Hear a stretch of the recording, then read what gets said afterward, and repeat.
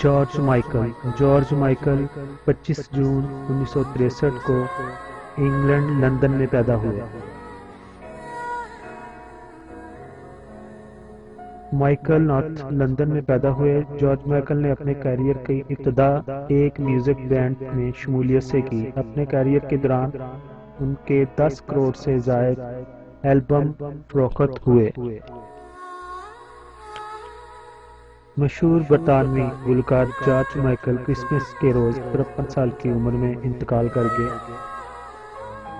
George Michael انگریزی موسیقی کے افق پر سن 1980 کی دہائی میں اس وقت نمودار ہوئے جب انہوں نے اپنے بچپن کے دوست کے ساتھ ویم نامی بینڈ کی پہلی البم ریلیز کی، اور دیکھتے ہی دیکھتے اس بینڈ کا شمار اپنے عہد کے کامیاب ترین اور سب سے زیادہ چاہے جانے والے میوزک بینڈ میں ہونے لگا۔ ویم دراصل مائیکل اور اس کے اسکول کے دنوں کے دوست اینڈریو وگلی کی مشترکہ کوشش تھی۔ ان کی 2 البمز میوزک چارٹس پر پہلے نمبر پر رہیں، اور ان کے مشہور ترین گانوں میں لاسٹ کرسمس، کلب ٹروپیکانا، ویک می اپ شامل ہیں۔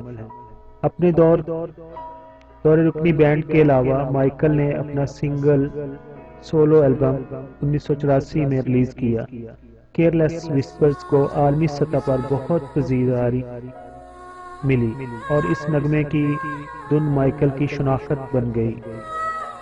سن 1985 میں خیراتی اداروں کی امداد کے لیے لندن کے ویمبلی اسٹیڈیم میں موسیقی کا میلہ منعقد ہوا تو مائیکل نے نہ صرف اس میں بڑھ چڑھ کر حصہ لیا بلکہ میلے کے آخری دن انہوں نے اس عہد کے تحت بڑے فنکاروں کو ہمراہ نغمے گائے۔ یہاں مائیکل کے ساتھ دائیں سے ان کے ساتھ گولڈ سمتھ، بونو، میکارٹنی، گلڈوف اور فریڈی شامل تھے۔ پھر 2000 میں خیراتی اداروں کے لیے ایک شو اٹلی میں ہوا، اٹلی کے شہر موڈینا میں منعقد کیا گیا، تو تب بھی مائیکل نے وہاں اپنے فن کا مظاہرہ کیا۔ اپنے کیریئر کے دوران مائیکل نے بڑے بڑے فنکاروں کے ساتھ مل کر کئی نغمے بنائے اور شو کیے۔ ان میں ایلٹن جان، کوئین اور میری بلائتھ بھی شامل ہیں۔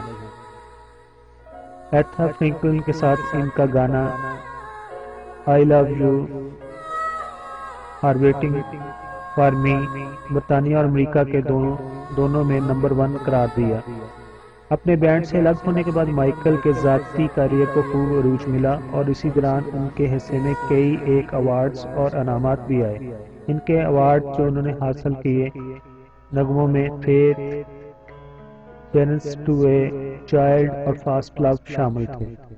مائیکل کے مداحوں میں بڑی شخصیت بھی شامل تھی، جن میں شہزادی ڈائنا اور شہزادہ چارلس کا شمار بھی ہوتا ہے، اور وہ مائیکل کے خاص دوست تھے۔ سن 1997 میں جب شہزادی ڈائنا کا انتقال ہوا تو مائیکل نے خاص طور پر ان کی آخری رسومات میں شرکت کی اور سر ایلٹن جان کی طرح اپنے دوست کے لیے ایک الوداعی گیت بھی گایا۔ سن 1980 اور 90 کی دہائیوں کی کامیابیوں کے بعد مائیکل کی زندگی اور ان کی شناخت پر سوالیہ نشان لگنا شروع ہو گئے، اور وہ تنازعات میں گر گئے۔ اسی دور میں سن 1997 میں انہیں امریکہ کے شہر لاس اینجلس کے ایک عوامی بیت الخلاء میں جنسی عمل کے جرم میں گرفتار کر لیا گیا، اور اس گرفتاری نے مائیکل کو یہ تسلیم کرنے پر مجبور کر دیا کہ وہ گے ہیں۔ سن 1993 میں مائیکل کو اس وقت شدید دھچکا پہنچا جب ان کے دیرینہ ساتھی انسلمو فلیپا کا دماغ کسی رگ پھٹنے سے انتقال ہو گیا۔ 3 برس بعد ان کی ملاقات کینسی گوس سے ہوئی، اور یہ دونوں سن 2000 تک اکٹھے رہے۔ عوام کی نظروں سے قدرے دور رہنے کے بعد سن 2007 میں وہ مشہور برطانوی مزاح نگار اور اداکار رکی جیروس کی ٹی وی سیریل ایکسٹرا میں نمودار ہوئے، اور اپنا تمسخر اڑانے میں کوئی آر محسوس نہیں کی۔ امریکہ میں گرفتاری کی بات کرتے ہوئے انہوں نے اسے مذاق میں اڑاتے ہوئے کہا کہ وہ اینڈی میلمین کے ساتھ وہاں کوڑا پھینکنے گئے تھے، مائیکل کی لاپرواہیوں کا یہ سلسلہ جاری رہا اور پھر سن 2010 میں انہیں لندن میں ایک دکان میں اپنی گاڑی دے مارنے کا الزام میں 8 ہفتوں کی سزا سنائی گئی۔ انہوں نے عدالت میں اقرار کیا کہ ان کے پاس نشہ آور چیزیں موجود ہیں اور وہ نشے کی حالت میں گاڑی چلا رہے تھے۔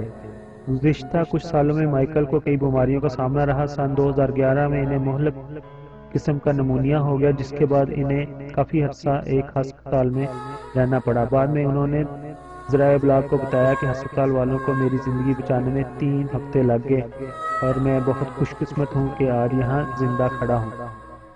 مائیکل نے اپنے آخری میوزک ٹور میں 2010 میں لندن اولمپکس کی تقریب کے بعد کیا تھا۔ اتوار دسمبر 25 دسمبر کو جارج مائیکل کے انتقال سے قبل ان کی جانب سے میڈیا کو بتایا گیا تھا کہ وہ اپنی آخری البم کے 12 سال بعد آج کل ایک نئی میوزک البم پر کام کر رہے ہیں۔